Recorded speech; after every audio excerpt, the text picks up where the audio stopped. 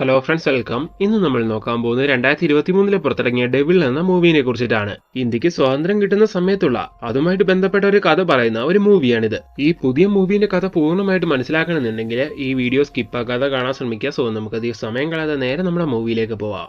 ഇന്ത്യക്ക് സ്വാതന്ത്ര്യം കിട്ടുന്നതിന് മുമ്പാണ് ഈ കഥ നടക്കുന്നത്. ആ സമയത്ത് നമ്മുടെ നാട്ടിലേക്ക് അതിക്രമിച്ചു കയറി നമ്മുടെ നാട് ഭരിച്ചുകൊണ്ടിരുന്നത് വെള്ളക്കാരായിരുന്നല്ലോ. അപ്പൊ അവരെ എല്ലാരെയും ശക്തമായിട്ട് പ്രതിരോധിച്ചു നിന്ന അല്ലെങ്കിൽ എതിരിട്ട് നിന്ന ഒരാളുണ്ടായിരുന്നു. അതെ, നേതാജി സുഭാഷ് ചന്ദ്രബോസ്. അങ്ങനെ വെള്ളക്കാർക്കെതിരെയുള്ള അദ്ദേഹത്തിന്റെ പ്രവർത്തനങ്ങളല്ല ഒരു ഘട്ടത്തിൽ വെള്ളക്കാർക്കാകെ പാരയായി വരുമ്പോൾ അവരെങ്ങനെയും നേതാജിനെ പിടിക്കണമെന്ന് ആഗ്രഹിക്കുന്നു. അങ്ങനെ അതിനുവേണ്ടി വെള്ളക്കാര് അവരുടെ കുറച്ച് ചാരന്മാരെയൊക്കെ ഇന്ത്യന്റെ പല ഭാഗത്തും ദൗത്യം ഏൽപ്പിച്ചു വിടുവാണ്. എന്നാൽ അവർ എത്രയൊക്കെ ശ്രമിച്ചിട്ടും നേതാജിനെ പിടികൂടാൻ കഴിയുന്നില്ല. നേതാജി അദ്ദേഹത്തിന്റെ ആൾക്കാരുമായിട്ട് സന്ദേശങ്ങളെല്ലാം കൈമാറിക്കൊണ്ടിരുന്നു കോഡ് മുഖേനയായിരുന്നു. അങ്ങനെ ഒരു ഘട്ടത്തില് ഈ വെള്ളക്കാരുടെ ഒരു സ്പൈ അതേപോലുള്ള ഒരു കോഡ് എങ്ങനെയോ കൈക്കലാക്കുന്നു. അതായത് നേതാജിക്ക് പോകേണ്ട ആ കോഡ് ഇയാൾ എങ്ങനെയോ കൈക്കലാക്കി അത് വെള്ളക്കാരെ ഏൽപ്പിക്കുവാണ്. അങ്ങനെ ഇത് കിട്ടിയതോടെ വെള്ളക്കാർ ഒരുപാട് സന്തോഷിക്കുന്നു. ആ കോഡ് ലെറ്ററിലുള്ള കാര്യങ്ങളെല്ലാം മനസ്സിലാക്കി അത് മുഖേന അദ്ദേഹത്തിനെ പിടികൂടണം. അങ്ങനെ അതിനുവേണ്ട കാര്യങ്ങളെല്ലാം വെള്ളക്കാർ ചെയ്യാൻ തുടങ്ങുന്നു. അങ്ങനെ ഈ കാര്യങ്ങളെല്ലാം പറഞ്ഞിട്ട് ആ സീക്വൻസ് അവിടെ കട്ടാക്കി ആ നാട്ടിലുള്ള ഒരു കൊട്ടാരം കാണിക്കുന്നു. ആ കൊട്ടാരത്തിലുള്ള രാജകുമാരിന്റെ മുറിയിലേക്ക് ഈ സമയത്ത് ഒരു വേലക്കാരൻ എത്തുവാണ്. ഈ പാതിരാത്രി സമയത്ത് ഈ വേലക്കാരന് രാജകുമാരിന്റെ മുറിയിലെത്താ കാര്യം നമ്മൾ വിചാരിക്കും. ആക്ച്വലി ഇവർ തമ്മിൽ പ്രണയത്തിലാണ്. ഈ കാര്യം എങ്ങനെ പുറത്തറിഞ്ഞാൽ അത് വലിയ പ്രശ്നമാവുന്നുള്ള കാര്യം ഇവർക്കും അറിയാം. എന്നാലും പരസ്പരമുള്ള സ്നേഹം കൊണ്ട് ആ കാര്യം പുറത്തു പോവാതെ വളരെ സീക്രട്ട് ആയിട്ടാണ് ഇവരിത് കൊണ്ടുപോയിക്കൊണ്ടിരിക്കുന്നത്. അങ്ങനെ ഇപ്പൊ റൂമിൽ വെച്ച് അവർ രണ്ടുപേരും റൊമാൻസ് ചെയ്യുന്നതായിട്ട് കാണിച്ചുകൊണ്ട് ആ സീനോടെ കട്ടാക്കുന്നു. അടുത്ത ദിവസം രാവിലെ രാജകുമാരിക്ക് ചായ കൊടുക്കാൻ വേണ്ടി അവിടേക്ക് വേലക്കാരി വരുന്ന സമയത്ത് റൂമിൽ അവർ കാണുന്ന കാഴ്ച അതവരെ വല്ലാതെ ഞെട്ടിക്കുന്നു. സംഭവം എന്താന്ന് നോക്കിയിട്ടുണ്ടെങ്കിൽ കഴുത്ത് അറക്കപ്പെട്ട രീതിയിൽ ആ രാജകുമാരി മുറിയിൽ മരിച്ചു കിടക്കുന്നു. അങ്ങനെ ഈ കാഴ്ച ഉണ്ടാകെ ഞെട്ടിപ്പോകുന്ന വേലക്കാരി പെട്ടെന്ന് തന്നെ എല്ലാവരും ഈ കാര്യം അറിയിക്കുന്നു. കുറച്ചേരം കഴിയുമ്പോഴേക്കും അവിടെയൊക്കെ പോലീസുകാരും കാര്യങ്ങൾ അറിഞ്ഞു വരുന്നുണ്ട്. അങ്ങനെ ഇപ്പൊ ഈ കാഴ്ച ആദ്യമായിട്ട് കണ്ട ആ വേലക്കാരിനെ ശരിക്കൊന്ന് ചോദ്യം ചെയ്യുന്ന സമയം വേലക്കാരി പറയുകയാണ് ഇവിടുത്തെ വേലക്കാരനായ വടിവേലുമായിട്ട് രാജകുമാരിക്ക് ഒരു ബന്ധം ഉണ്ടായിരുന്നുവെന്ന്. ഇപ്പോഴാണ് രാജകുമാരിന്റെ ആ ബന്ധത്തിനെ പറ്റി ബാക്കി എല്ലാവരും അറിയുന്നത്. അങ്ങനെ എന്തായാലും ഇപ്പൊ ഈ കാര്യം അറിഞ്ഞ പോലീസ്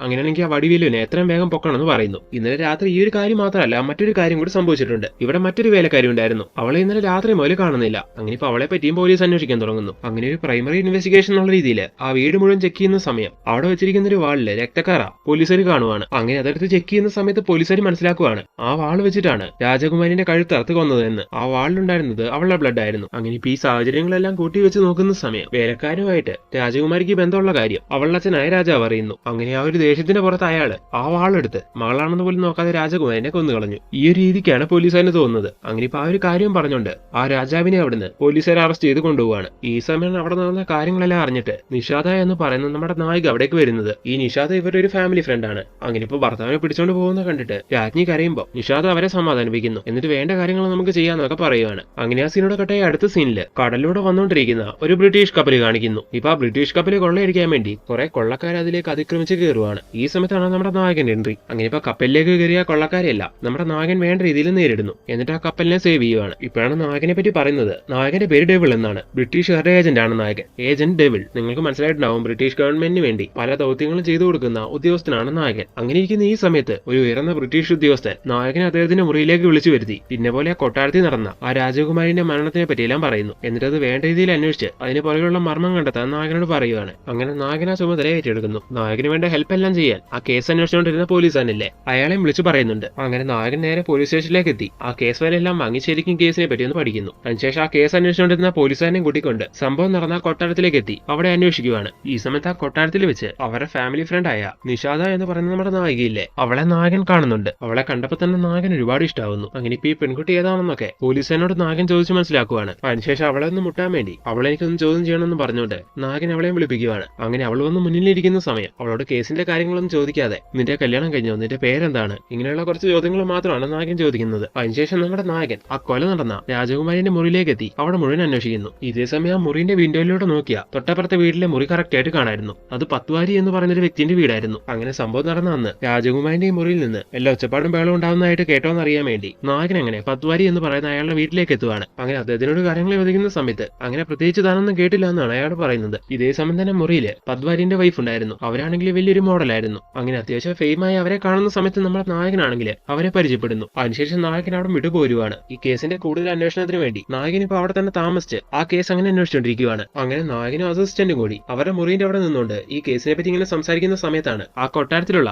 നായകന്റെ മുറിയിലെ ലൈറ്റ് ഇങ്ങനെ ഓഫ് ആവോ ഓൺ ആവുകയും ചെയ്യുന്നത് നായകൻ നോട്ട് ചെയ്യുന്നത്. അങ്ങനെ ഇത് കണ്ട് നായകൻ അസിസ്റ്റന്റിനോട് ചോദിക്കുവാണ്, എടോ ഇത് ആ കുട്ടിയുടെ മുറിയല്ലേ, ഇതെന്താ അവിടുത്തെ ലൈറ്റ് ഇങ്ങനെ ബ്ലിങ്ക് ആയിക്കൊണ്ടിരിക്കുന്നത്? ഈ സമയം അസിസ്റ്റന്റ് പറയുകയാണ്, സാറേ എനിക്കെന്തോ ഇത് കണ്ടിട്ട് ഇതെന്തോ സിഗ്നൽ കൊടുക്കുന്ന പോലെയാണ് തോന്നുന്നത്.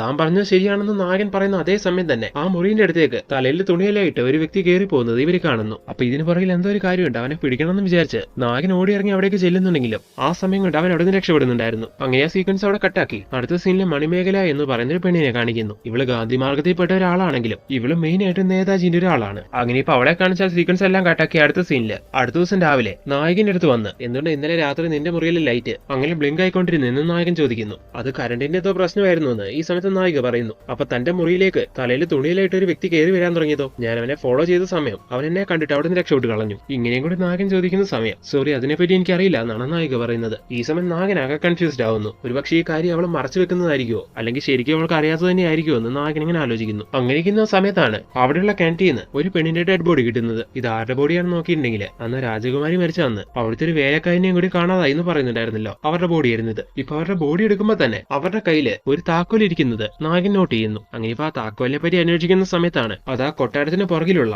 ഒരു അടഞ്ഞു കിടക്കുന്ന അറേന്റെയാണെന്ന് അവിടുത്തെ രാജ്ഞി നായകനോട് പറഞ്ഞു കൊടുക്കുന്നത്. അങ്ങനെ ഇപ്പൊ ഇതെല്ലാം അറിയുന്ന സമയത്ത് നമ്മുടെ നായകൻ ഈ താക്കോൽ എങ്ങനെ ഈ വേലക്കാരന്റെ കയ്യിൽ വന്നു, അവരെന്തിനു വേണ്ടിയായിരിക്കും ആ താക്കോൽ എടുത്തിട്ടുണ്ടാവുക, ഇങ്ങനെയുള്ള കാര്യങ്ങളെ പറ്റി എല്ലാം ആലോചിക്കാൻ തുടങ്ങുന്നു. അങ്ങനെ അതേ സമയം തന്നെ നെയ്ബറായ ബദ്വാരിന്റെ ഭാര്യയായ ആ മോഡലായ സ്ത്രീ ഉണ്ടല്ലോ, അവരെ വന്ന് നായകൻ കാണുന്നു. നായകൻ ഇപ്പൊ ഇവരെ വന്ന് കാണാൻ ഒരു കാരണമുണ്ട്. ഈ ലേഡി ആ രാജാവുമായിട്ട്, അതായത് മരിച്ച രാജകുമാരിന്റെ അച്ഛനുമായിട്ട് ഒരു ഇല്ലീഗൽ അഫെയർ ഉണ്ടായിരുന്നു. രാജകുമാരി മരിച്ച അന്ന് രാത്രി ഇവരെ ഒരുമിച്ച് മറ്റൊരു മുറിയിലായിരുന്നു. അങ്ങനെ ഇപ്പൊ കണ്ടുപിടിച്ച കാര്യങ്ങളെല്ലാം നമ്മുടെ നായകൻ ഇപ്പം ആ ലേഡിനോട് ചോദിക്കുവാണ്. ഇതെങ്ങനെ നായകൻ കണ്ടുപിടിച്ചെന്ന് നോക്കിയിട്ടുണ്ടെങ്കിൽ അന്ന് ആ കേസിനെ പറ്റി അന്വേഷിക്കാൻ വേണ്ടി നായകൻ അന്ന് ആ കൊട്ടാരത്തിലെത്തി അവിടെ മുഴുവൻ ചെക്ക് ചെയ്യുന്നുണ്ടായിരുന്നല്ലോ. ആ സമയം രാജാവിന്റെ മുറിയിൽ നിന്ന് നായകൻ ഒരു കമ്മല് കിട്ടി. ആ കമ്മല് ഈ സ്ത്രീന്റെ ആയിരുന്നു. അങ്ങനെ ആ കാര്യം മനസ്സിലാക്കിയതിലൂടെയാണ് നായകൻ ഇപ്പൊ ഇവിടം വരെ എത്തിയത്. അങ്ങനെ ഇപ്പൊ ഈ കാര്യങ്ങളെല്ലാം നായകൻ ചോദിക്കുന്ന സമയം ആ ലേഡി പറയാണ്, നിങ്ങൾ കണ്ടുപിടിച്ച എല്ലാ സത്യം തന്നെയാണ്. ഞാനോ രാജാവുമായിട്ട് ഒരു ബന്ധം ഉണ്ടായിരുന്നു എന്ന് വെച്ച് ഞങ്ങളുടെ ആ ബന്ധം അദ്ദേഹത്തിന്റെ മകളുടെ മരണത്തിന് കാരണമാക്കാൻ നോക്കണ്ട. ഇതെല്ലാം കേൾക്കുന്ന നായകന് മനസ്സിലാവുകയാണ് ഇവര് പറയുന്ന എല്ലാ സത്യമാണെന്ന്, ഇവര് ഈ തെറ്റൊന്നും ചെയ്തിട്ടില്ല എന്ന്. അതിനുശേഷം നമ്മുടെ നായകൻ രാജകുമാരിനെ പ്രണയിച്ചുകൊണ്ടിരുന്ന വടിവേലു എന്ന് പറയുന്ന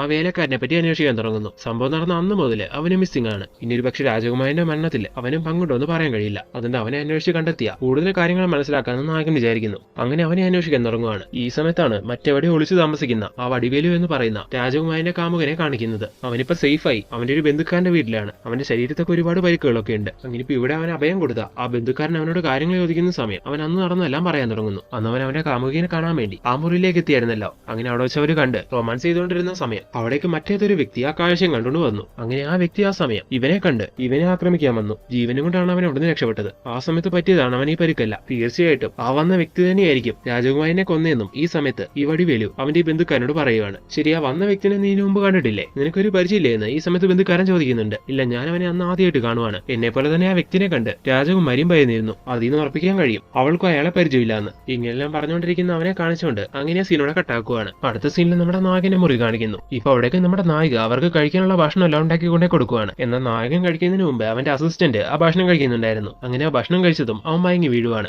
ഇതിലൂടെ നായകൻ മനസ്സിലാക്കുവാണ് തന്നെ മയക്കാൻ എന്തോ മരുന്ന് ചേർത്തിട്ടാണ് അവൾ ഈ ഭക്ഷണം ഉണ്ടാക്കിക്കൊണ്ട് വന്നതെന്ന്. അങ്ങനെ ഇപ്പൊ നായകൻ അവളെ ഡൗട്ട് ആവാൻ തുടങ്ങുന്നു. അങ്ങനെ അത് ചോദിക്കാന്ന് വിചാരിച്ചുകൊണ്ട് അവളുടെ മുറിയിലേക്ക് നായകൻ ഇറങ്ങി വരുന്ന അതേ സമയം തന്നെ അവളുടെ ആ മുറിയില് അന്നത്തെ പോലെ തന്നെ ലൈറ്റ് ബ്ലിങ്ക് ആവുന്നത് നായകൻ നോട്ട് ചെയ്യുന്നു. സെയിം ടൈം അന്നത്തെ പോലെ തന്നെ തലക്കൂടി ഒരു തുണിയെല്ലാം ഇട്ട് ഒരു വ്യക്തി അവിടേക്ക് വരുന്നത് നായകൻ കാണുന്നു. അന്നോ അവനെ പിടിക്കാൻ പറ്റിയില്ല. ഇന്നെങ്കിലും പിടികൂടണമെന്ന് വിചാരിച്ച് നായകൻ പതുക്കെ അവിടേക്ക് ഇറങ്ങി ചെല്ലുവാണ്. ഈ സമയം കൊണ്ട് ആ വ്യക്തി നായകന്റെ മുറിന്റെ അകത്തേക്ക് കയറിയിട്ടുണ്ടായിരുന്നു. അങ്ങനെ ഇപ്പൊ അവരകത്ത് സംസാരിക്കുന്ന കാര്യം എന്താണെന്ന് അറിയാൻ വേണ്ടി നായകൻ ആ മുറിന്റെ അടുത്ത് വന്നു നിന്ന് ഡോറിന്റെ ഇടയിലൂടെ അകത്തേക്ക് നോക്കുവാണ്. ഈ സമയത്ത് അവർ സംസാരിക്കുന്ന കാര്യങ്ങളല്ല എന്തോ ഒരു കോഡിനെ പറ്റിയാണ്. അങ്ങനെ അവർ ആ കാര്യങ്ങൾ സംസാരിച്ചുകൊണ്ടിരിക്കുന്ന അതേ സമയം തന്നെ കയ്യിലുള്ള തോക്ക് എടുത്തുകൊണ്ട് നായകനകത്തേക്ക് കയറി ചെല്ലുന്നു. എന്നിട്ട് അവരെ രണ്ടുപേരെ ലോക്ക് ചെയ്യാൻ ശ്രമിക്കുന്നുണ്ടെങ്കിലും നായകനെ മാത്രമേ നായകന് പിടികിട്ടുന്നുള്ളൂ. മറ്റവൻ ആ സമയം കൊണ്ട് അവിടെ നിന്ന് വീണ്ടും രക്ഷപ്പെടുന്നു. അങ്ങനെ ഇപ്പൊ എന്തായാലും പിടികിട്ടിയ നായകനെ നായകൻ വേണ്ട രീതിയിൽ ചോദ്യം ചെയ്യുന്നുണ്ടെങ്കിലും അവൾ ആ കാര്യം എന്താണെന്ന് തുറന്നു പറയാൻ തയ്യാറാവുന്നില്ല. ആ ഒരു കാരണം കൊണ്ട് തന്നെ അടുത്ത ദിവസം നായിക അവളുടെ മുറിയിലില്ലാത്തൊരു സമയം നോക്കി നായകൻ അവളുടെ മുറി ചെക്ക് ചെയ്യുന്നു. ഈ സമയത്ത് അവളുടെ മുറിയിൽ നിന്ന് കോഡ് ഭാഷയെല്ലാം അച്ചടിക്കുന്ന ഒരു മിഷൻ കണ്ടുപിടിക്കുകയാണ് നായകൻ. അതിന്റെ കോഡത്തിൽ നിന്ന് ഇതെല്ലാം കോഡ് ഭാഷ ഉപയോഗിച്ച് തയ്യാറാക്കിയ കുറച്ച് ലെറ്റേഴ്സ് അവന് കിട്ടുന്നുണ്ട്.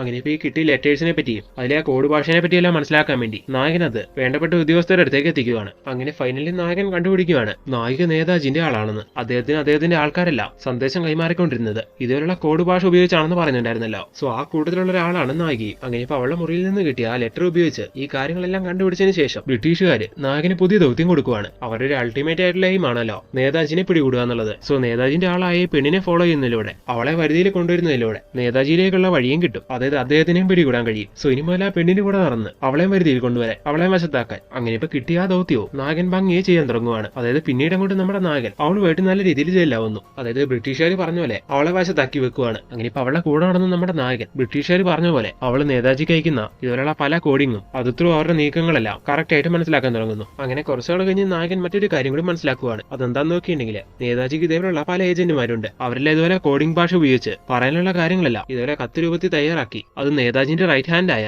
ത്രിവർണ എന്ന് പറയുന്ന ഒരാളെ ഏൽപ്പിക്കും. അയാളെ ത്രൂ ആണ് അത് നേതാജിന്റെ കയ്യിലേക്ക് എത്തുന്നത്. അങ്ങനെ ഇപ്പൊ നായകൻ കണ്ടെത്തിയ കാര്യങ്ങളെല്ലാം അവനവന്റെ ഉദ്യോഗസ്ഥരെ അറിയിക്കുന്നു. ഈ സമയത്ത് ഉദ്യോഗസ്ഥരെ കണക്ക് കൂട്ടുവാണ് ആ ത്രിവർണ എന്ന് പറയുന്ന വ്യക്തിനെ കൂടി കണ്ടുപിടിക്കണമെന്ന്. അതിനുവേണ്ടി അവരെന്താ ചെയ്യുന്നതെന്ന് നോക്കിയിട്ടുണ്ടെങ്കിൽ നായകനെ അറസ്റ്റ് ചെയ്യുന്നു. എന്നിട്ട് അവളെ സ്റ്റേഷനിൽ എത്തിച്ചിട്ട് ത്രിവർണ എന്ന് പറയുന്ന വ്യക്തിനെ പറ്റി ഇവര് വേണ്ട ഇതിൽ അന്വേഷിക്കുവാണ്. എന്നാൽ അവൾ ഒന്നും തുറന്നു പറയുന്നില്ല. അപ്പൊ നായകനൊന്ന് ചോദിച്ചു നോക്കാൻ പറഞ്ഞ് നായകൻ അവിടേക്ക് അവർ പറഞ്ഞു വിടുന്നു. അപ്പൊ നായകൻ ചെല്ലുന്ന സമയം ശരിക്കും അവൾ ആരാണെന്നുള്ള കാര്യങ്ങളെല്ലാം അവൾ നായകനോട് തുറന്നു പറയുന്നു. അതായത് അങ്ങനെ ഒരു കോഡിംഗ് ഏജന്റ് ആണെന്നുള്ള കാര്യങ്ങളെല്ലാം ഓൾറെഡി നായകൻ ആ കാര്യങ്ങളെല്ലാം മനസ്സിലാക്കിയതാണല്ലോ. എന്നാലും നായകൻ അറിഞ്ഞ ഭാവം കാണിക്കുന്നില്ല. അങ്ങനെ ഇപ്പൊ ബാക്കി കാര്യങ്ങൾ നായകൻ ചോദിക്കുന്ന സമയം നേതാജിക്ക് കൊടുക്കാനുള്ള സിഗ്നൽസ് എല്ലാം ഞാനിങ്ങനെ കോഡിംഗ് രൂപത്തിൽ തയ്യാറാക്കി വെക്കും. മുരുകൻ എന്ന് പറഞ്ഞൊരു വ്യക്തി വന്ന് എന്റെ മുറിയിൽ നിന്ന് അത് വാങ്ങിക്കൊണ്ടു പോകും. അന്ന് നീ ഒരു ദിവസം എന്റെ മുറിയിൽ നിന്ന് എന്നോട് സംസാരിച്ചുകൊണ്ട് നിൽക്കുന്ന ഒരു വ്യക്തിനെ പിടിക്കാൻ ശ്രമിച്ചില്ലേ, അതാണോ മുരുകൻ. നീ എന്ന് കണ്ടുപിടിച്ച പോലെ അവന് വരാനുള്ള എന്റെ സിഗ്നലായിരുന്നു റൂമിലെ ലൈറ്റ് ബ്ലിങ്ക് ആക്കുക എന്നുള്ളത്. ഇനി എന്റെ കയ്യിൽ നിന്ന് കളക്ട് ചെയ്ത് കൊണ്ടുപോകുന്ന ആ ലെറ്റർ അവൻ മറ്റേതോ വ്യക്തിനെ ഏൽപ്പിക്കും. അങ്ങനെ അവരും ത്രൂ ആണ് അത് ത്രിവർണയിലേക്ക് എത്തുന്നതും ത്രിവർണ അത് നേതാജിനെ ഏൽപ്പിക്കുന്നതും. അങ്ങനെ ഇപ്പൊ ഈ കാര്യങ്ങളെല്ലാം നായകനോടുള്ള വിശ്വാസം കൊണ്ട്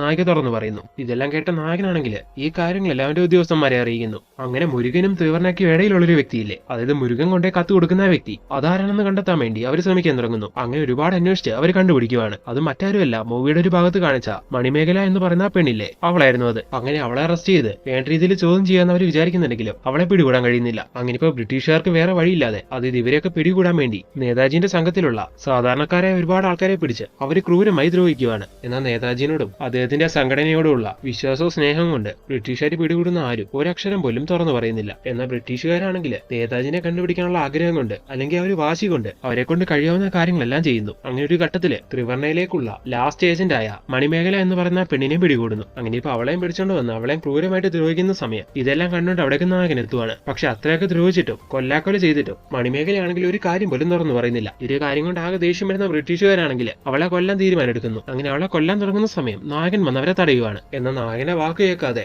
അവര് വീണ്ടും മണിമേഖലയെ കൊല്ലാൻ ശ്രമിക്കുന്ന സമയം നായകൻ ശരിക്കും ടെറർ ആവുന്നു. അതായത് നായകൻ ബ്രിട്ടീഷ് ആർമിയിലെ ഓരോരുത്തരെയായിട്ട് കൊല്ലാൻ തുടങ്ങുവാണ്. ഇപ്പോഴാണ് മൂവിയിലെ വലിയൊരു ടെസ്റ്റ് നമുക്ക് റിവീലാക്കുന്നത്. ആക്ച്വലി മണിമേഖല കോഡിംഗ് രൂപത്തിലുള്ള ആ കത്തുകൾ കൈമാറുന്ന ത്രിവർണ എന്ന് പറയുന്ന വ്യക്തി ആരാണെന്ന് അറിയാവോ? അത് മറ്റാരുമല്ല നായകനാണ്. അപ്പൊ നായകനാണ് നേതാജിന്റെ വലങ്കൈ. ഈ കാര്യങ്ങൾ ഇപ്പോഴാണ് ബ്രിട്ടീഷുകാർ പോലും അറിയുന്നത്. നേതാജിന്റെ സ്പൈ ആയി നിന്നുകൊണ്ട് ഇവരുടെ കൂട്ടത്തിൽ നായകൻ ഇത്ര നളം ജോലി ചെയ്തുകൊണ്ടിരിക്കുവായിരുന്നു. അങ്ങനെ ഇപ്പൊ ഈ കാര്യം മനസ്സിലാക്കുന്ന ബ്രിട്ടീഷുകാരാണെങ്കിൽ നായകനെ കൊല്ലാൻ തുടങ്ങുന്നുണ്ടെങ്കിലും അവരോടെല്ലാം വേണ്ട രീതിയിൽ നായകൻ പോരാടുന്നു. അതായത് അവരെ ആക്രമിച്ച് അവരെ തീർക്കുവാണ്. അതിനുശേഷം ബ്രിട്ടീഷുകാർ തടവിലാക്കി വെച്ചിരിക്കുന്ന നേതാജിന്റെ എല്ലാ ആൾക്കാരെയും സേവ് ചെയ്ത് മെയിനായിട്ട് അവരിപ്പോ പിടിച്ചോണ്ട് വന്ന മണിമേഖല എന്ന് പറയുന്ന പെണ്ണുൾപ്പെടെ എല്ലാവരെയും അവിടെ നിന്ന് സേവ് ചെയ്ത് നായകൻ അവിടെ നിന്ന് രക്ഷപ്പെടുന്നു. അടുത്ത സീനിലെ ഈ കാര്യങ്ങളെല്ലാം ബ്രിട്ടീഷ് ആർമിന്റെ ചീഫ് അറിയുവാണ്. അയാൾക്കാണെങ്കിൽ ആകെ ദേഷ്യം വരുന്നു. കൂടുന്നുകൊണ്ട് തന്നെ ഒരാള് ഈ ഒരു രീതിക്ക് കാര്യങ്ങളെല്ലാം മൂവ് ചെയ്തില്ലേ, ശരിക്കും പറഞ്ഞ ഇത് പുറത്തറിഞ്ഞ ഇവർക്ക് തന്നെ നാണക്കേടാണ്. അങ്ങനെ ഇനി എന്ത് ചെയ്യുന്നറിയാതെ അവരാകെ ഭ്രാന്ത് പിടിച്ചിരിക്കുന്ന സമയത്താണ് അവരുടെ അടുത്തേക്ക് നായികന്റെ അടുത്ത് നിന്ന് കത്ത് വാങ്ങി മണിമേഖലനെ ഏൽപ്പിക്കുന്ന ആ മുരുകൻ എന്ന് പറയുന്ന വ്യക്തി വരുന്നത്. ശരിക്കും ഇയാള് ഈ ബ്രിട്ടീഷുകാരുടെ സ്പൈ ആണ്. മൂവിയുടെ സ്റ്റാർട്ടിങ്ങില്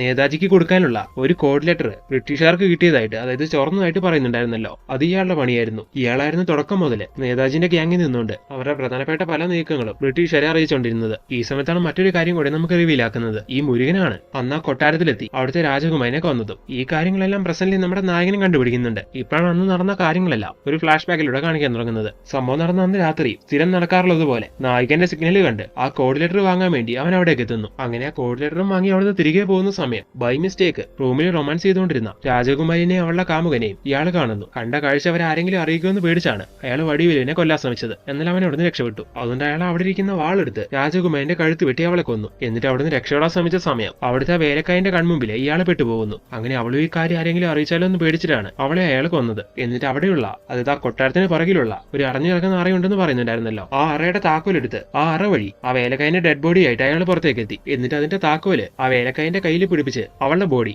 ആ കിണറ്റിലേക്ക് ഇട്ട് അയാൾ അവിടെ നിന്ന് രക്ഷപ്പെട്ടു. ഇതിനെപ്പറ്റിയുള്ള അന്വേഷണം വരുന്ന സമയം പോലീസുകാർക്ക് കൺഫ്യൂഷൻ ആവാൻ വേണ്ടിയാണ് ആ താക്കോൽ അവളുടെ കൈ വെച്ച് അതോടുകൂടി തന്നെ അവളുടെ ബോഡി കിണറ്റിലേക്ക് ഇട്ടത്. അങ്ങനെ മുരുകൻ എന്ന ആ കൊട്ടാരത്തിൽ കയറിയത് കണ്ട ബാക്കി എല്ലാവരെയും അവൻ കൊന്നു കളഞ്ഞു. ബാക്കിയുള്ളത് അവിടെ നിന്ന് രക്ഷപ്പെട്ടു പോയ വടിവേലുവായിരുന്നു. അവൻ മൂവിയുടെ ഒരു ഭാഗത്ത് അവന്റെ ഒരു ബന്ധുക്കാരനോട് ഈ കാര്യങ്ങളെല്ലാം പറയുന്നുണ്ടായിരുന്നല്ലോ. അതായത് അവൻ അവിടെ നിന്ന് രക്ഷപ്പെട്ട് അവിടെ സേഫ് ആയിട്ട് കഴിയുന്നതായിട്ട് കാണിക്കുന്നുണ്ടായിരുന്നല്ലോ. ആ സ്ഥലം അന്വേഷിച്ച് കണ്ടെത്തി മുരുകൻ അവനെ തീർച്ചയായിട്ട് പറയുന്നു. അതായത് അവനെന്നാ കൊട്ടാരത്തിൽ കയറിയത് കണ്ടതായിട്ടുള്ള ഒരാൾ പോലും ഇപ്പൊ ജീവിച്ചിരിപ്പില്ല. ഉണ്ടായിരുന്നില്ല. എല്ലാവരും അവൻ തീർത്തു. എന്നാൽ പ്രസന്റിലേക്ക് കേസ് അന്വേഷിച്ചുകൊണ്ടിരിക്കുന്ന നായകനാണെങ്കിൽ ഇതെല്ലാം കണ്ടെത്തിയല്ലോ. ഇനി നേതാജിനെ എത്രയും വേഗം ഈ കാര്യം അറിയിച്ചിട്ട് മുരുകൻ ഈ ഗ്യാങ് ഇന്ന് പുറത്താകണം. അത് മാത്രമല്ല അവനെ വിശ്വസിച്ച് ആ കോഡിംഗ് ലെറ്റേഴ്സ് എല്ലാം അവനെ ഏൽപ്പിക്കുന്ന നായകൻ ഈ കാര്യം അറിയിക്കണം. അങ്ങനെ ഇപ്പൊ അതിനുവേണ്ടി നായകൻ അവളെ കാണാൻ വേണ്ടി അവിടേക്ക് ചെല്ലുന്നുണ്ടെങ്കിലും ആ സമയം കൊണ്ട് ബ്രിട്ടീഷുകാരിൽ നിന്ന് നായകനാണ് ത്രിവർണ എന്ന് മനസ്സിലാക്കി നായകനെ പിടികൂടാനുള്ള തന്ത്രം കണക്കാക്കി മുരുകൻ അവിടുന്ന് നായകനെ കൂട്ടിക്കൊണ്ട് നേതാജിനെ കാണാനാണെന്നും പറഞ്ഞുകൊണ്ട് ഒരു സ്ഥലത്തേക്ക് കൊണ്ടുപോകുന്നുണ്ടായിരുന്നു. നായകനെ മുന്നിൽ നിർത്തിക്കൊണ്ട് നായകനെ വേട്ടയാടാൻ വേണ്ടിയാണ് മുരുകന്റെ പ്ലാൻ. അങ്ങനെ അവളെയും കൂട്ടിക്കൊണ്ട് മുരുകൻ അങ്ങനെ വണ്ടി പോകുന്ന സമയം വഴിയെടുത്ത് നമ്മുടെ നായകൻ ഈ കാഴ്ച കാണുന്നു. അങ്ങനെ മുരുകന് മനസ്സിലാവാത്ത രീതിയിൽ